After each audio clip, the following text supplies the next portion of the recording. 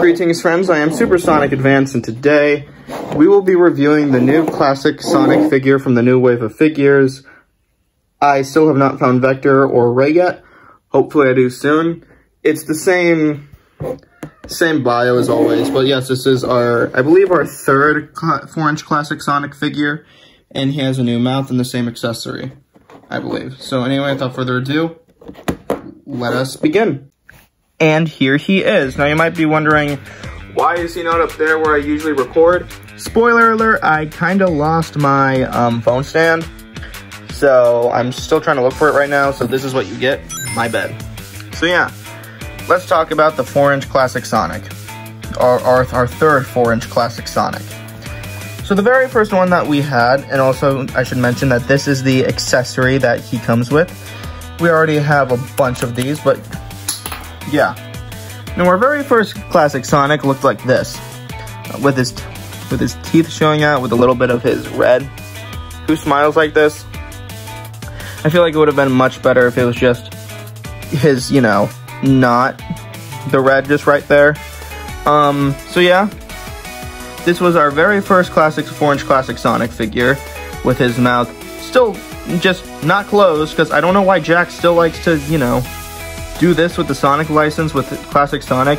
He always has his mouth opened. So yeah, this was our very first one. Our second one was actually a cool variant. It's based off of the Laughing Sonic artwork, which I think is really cool actually. So yeah, I'd say this is actually a pretty good variant. Just Laughing Classic Sonic. This was our second ever classic Sonic figure that we had for the 4-inch line. And now we have this. I'd say this is way better than the first one, I'd say. Because if we look at the differences, yeah, there are differences with these two. First off, his eyes look a lot better than the very first one in my opinion, with his pupils being more big. In terms of body, I'd say that it's a lot better with this stuff, I guess, all around here.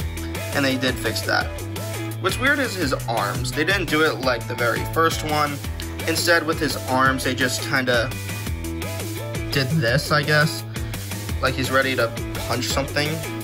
Like, I don't know, it kind of looks weird. In terms of legs, his legs have no differences. The only difference I can kind of see so far is that his buckle is kind of a little bit more big, but that could just be a me thing.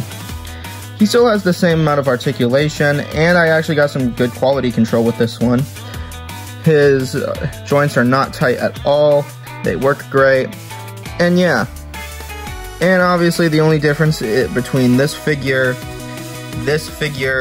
and this figure is that his mouth is on the right, and this figure's mouth is on the left. So pretty, yeah.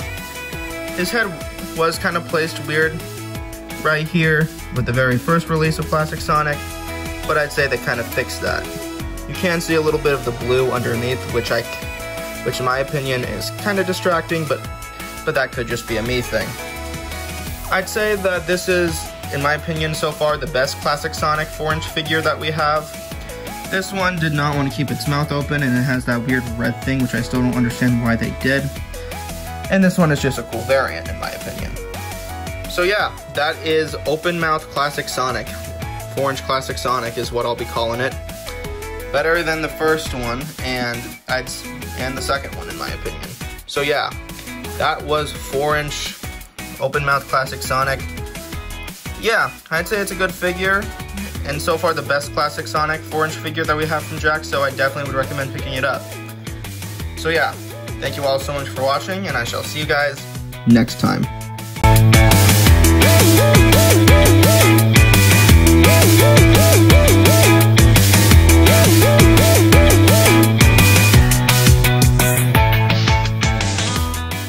With great power comes great virginity.